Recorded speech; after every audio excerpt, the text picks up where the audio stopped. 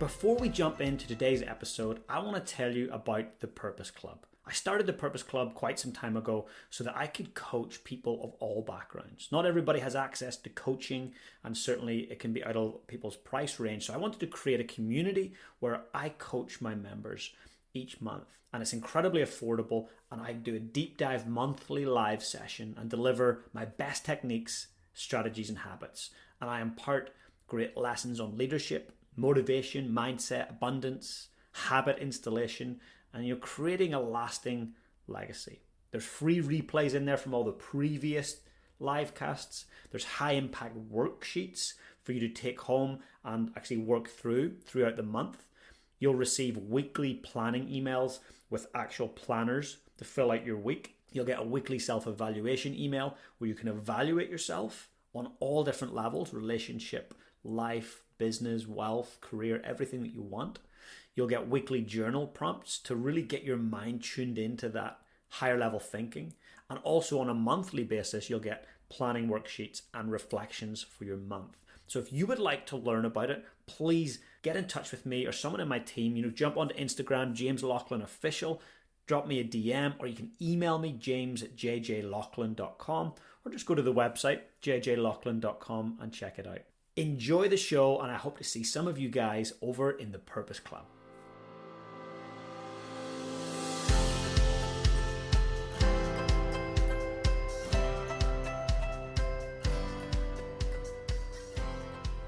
Welcome back to the show. And for those who are just new to the Life on Purpose podcast, please enjoy the show. And if you could take a moment to leave me a rating and review if you're on Apple or whatever platform you're listening to this on, I'd really appreciate it.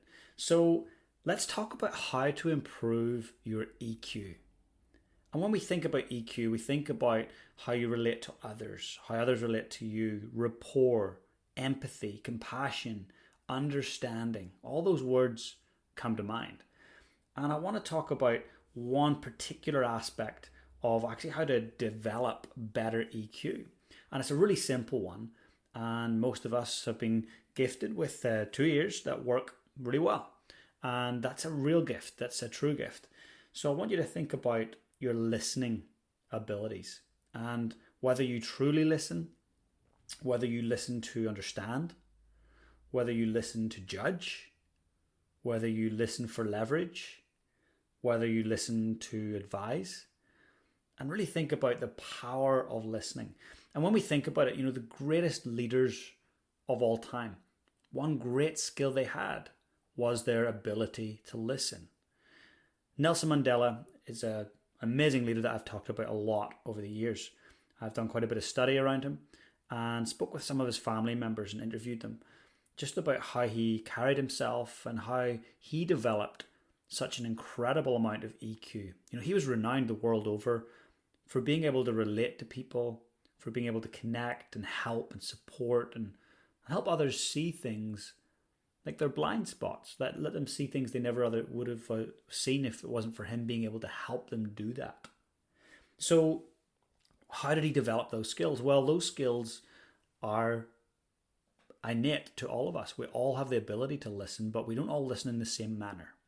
So what I want you to think about is he and his family came from a line of chiefs in their tribe, and often at a village meeting, a chief would have to sit and listen to everybody in the village share their 2 cents, talk about issues that they want to be addressed, give some feedback, negative or positive.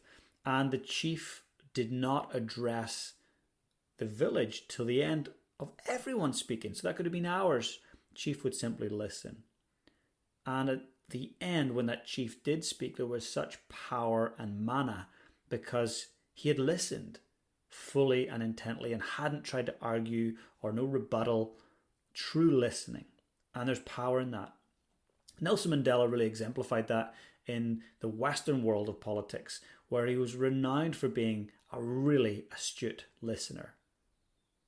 Now, recently I've experienced this myself. So this past year I hosted the Leaders Mastermind, where a bunch of different leaders from different backgrounds came and joined me for about 4 or 5 months, and we got together regularly.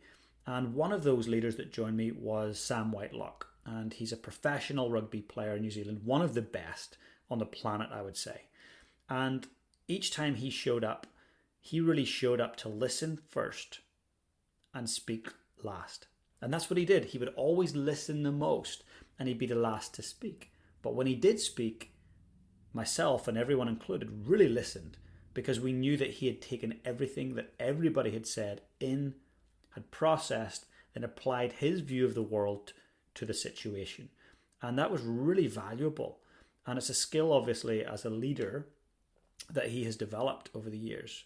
So how do you do that, right? That's why you're tuning in today. How do you do that in your life to be a better partner, to be a better parent, to be a better business owner, to be a better teacher, to be better whatever you want? When it involves other people, listening is so important. So first of all, ask yourself, how do you normally listen?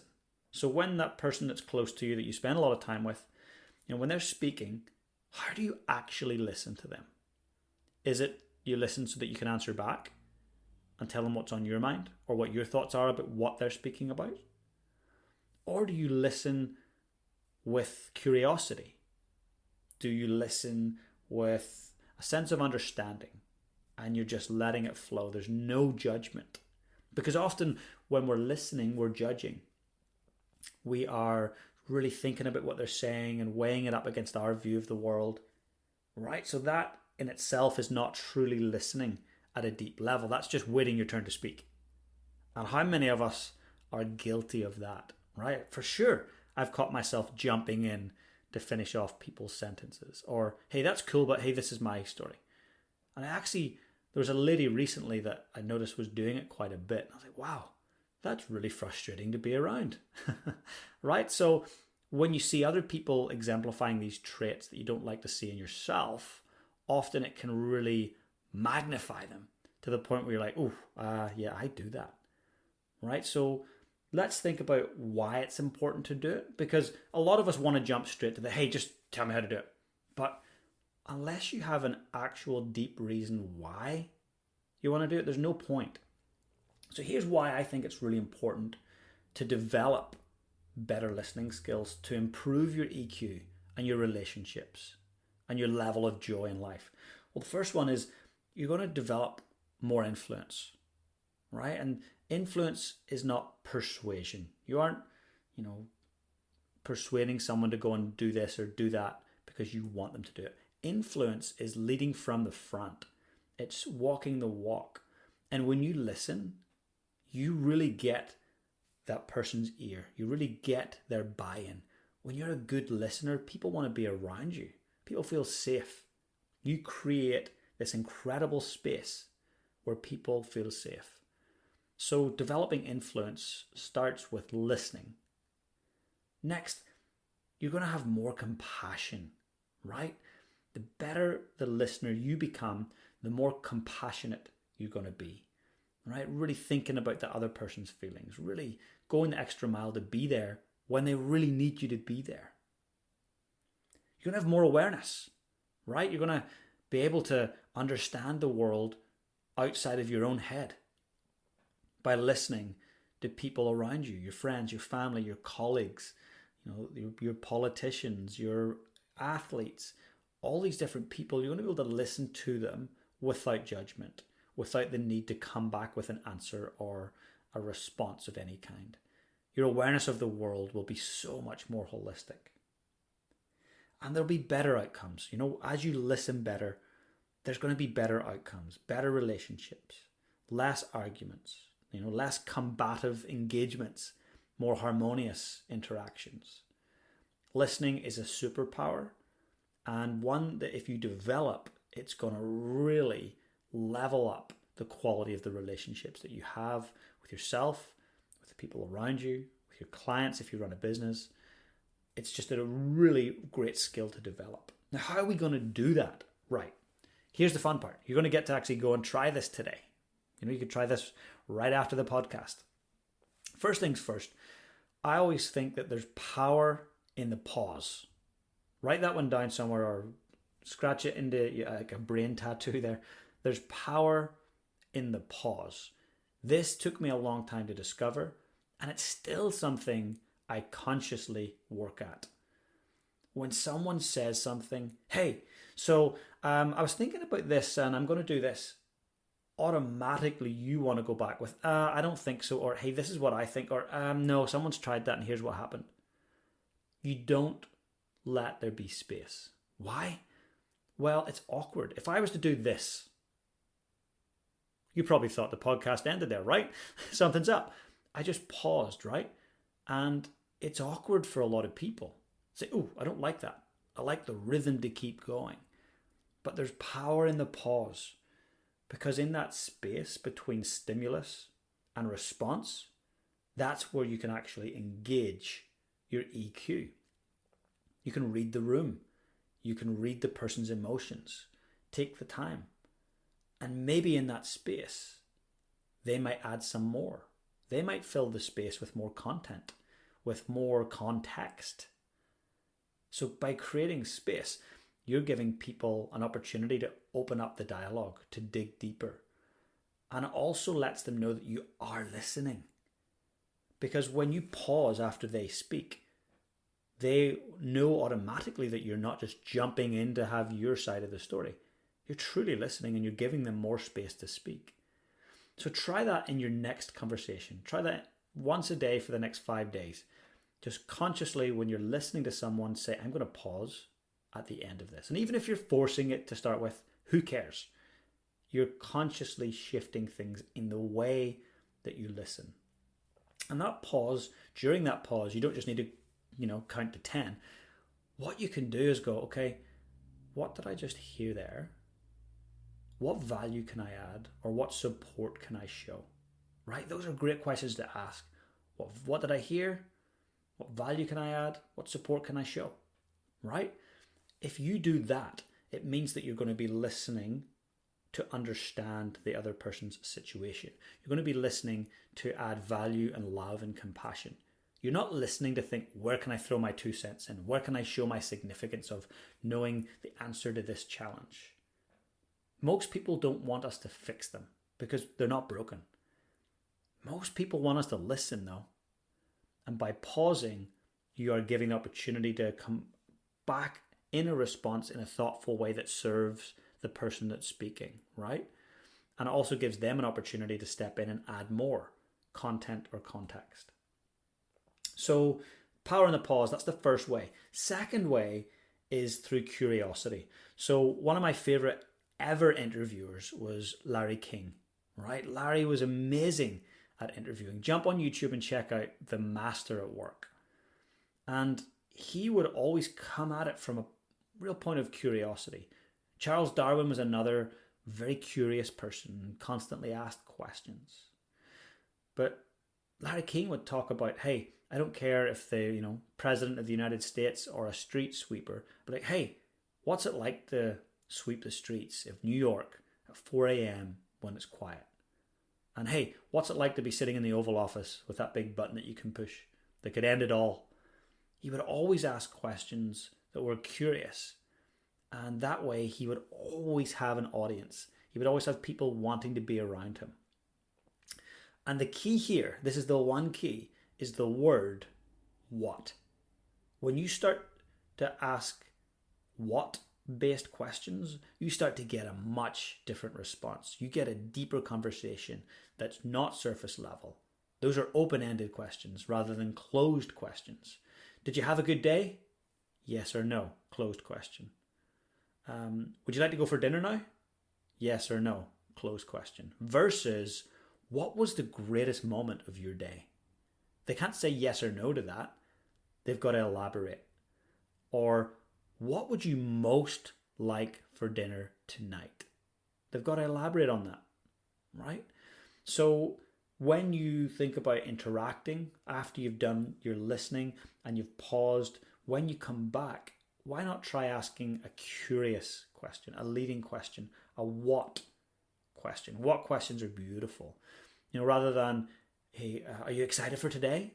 When you're talking to your loved one in the morning, which could be yes or no, or Start with, what are you most excited for today? Totally different question. It's a conversation that's happening. It's a dialogue. rather than a monologue or a very short response. So when you're developing EQ, develop it with listening in mind. That's the core, the foundation of developing better emotional intelligence, is being able to listen. And when you talk to teachers and they talk about students, they go, they need to work on their listening skills. For example, Finn, my boy, just started school. He's a new entrant, year 0, they call it here in New Zealand. He's 5 years of age, and went in for like the 10-week meeting to see how he's tracking. He's doing brilliantly in all these areas. And the teacher says, he's doing great. The one thing he could continue to work on there and improve is, his listening skills. And I said, yep, absolutely. But I'm thinking, couldn't we all?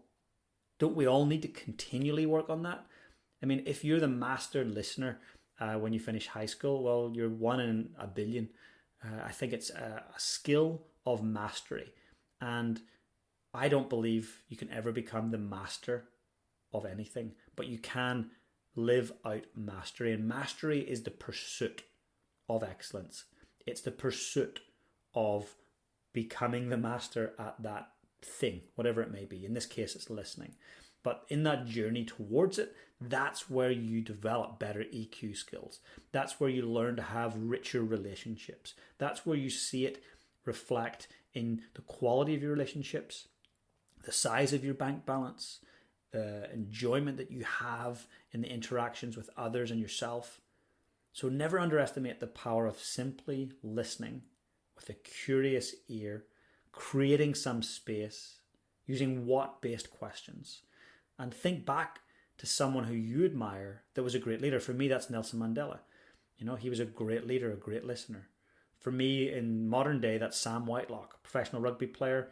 I've seen him sit alongside me and show these traits. That's powerful. So you will have as well in your midst someone who's a great listener. It may not be your spouse, often it's not, but there'll be someone. Just think in the last 6 months who that someone is and go through and ask yourself, what is it that they do that makes them a great listener? So my challenge to you is to get out there and give it a go. Give it a try. It's not something you're going to perfect. It's something that needs ongoing work, but the rewards are monumental. And it's something we must consistently go on at. Whenever you find yourself responding to someone instantly and going, yeah, but, or I've done that, or here's what I done. Yeah, that's not a great listening skill. That's hey, I've got the RAM syndrome, WRAM, world revolves around me. You don't want that. Focus on listening. Focus on the person that's talking. Ask great questions. Pause before you do so and add value to that conversation. So for you folks who are new here, you may not know about the Purpose Club. So the Purpose Club is my private membership where I coach on a monthly basis. So if you want to come check it out, please head over to my website. It's jjloughlin.com/The Purpose Club. I'll look forward to welcoming you guys over there. And here's to an amazing week ahead. Wherever you are, guys, get out there and live life on purpose. Hey guys, if you enjoyed the content today, please smash that subscribe button below. And if you want to become part of my community, I've got an amazing free Facebook group. Please come and join us. The link is in the description below. And also, if you've got any questions about today's session, I'd love to know. Just comment below and I'll be sure to get back to you guys. Have the most amazing day.